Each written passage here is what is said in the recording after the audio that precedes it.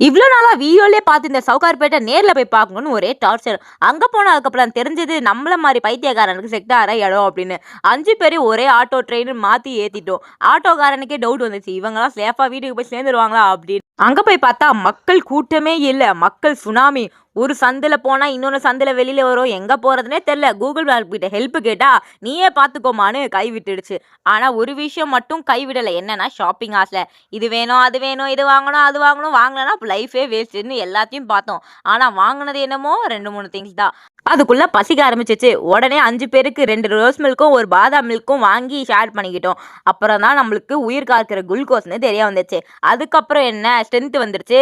அப்புறம் ஷாப்பிங் பண்ண ஆரம்பிச்சிட்டோம். இதுக்குள்ள என் ஃப்ரெண்ட்ஸ் நான் வீடியோ எடுக்கிறேன் அப்படின்னு சொன்னாரு. See this? அப்பாக்கு gift வாங்குற அளவுக்கு ஏத்த இடம் இது.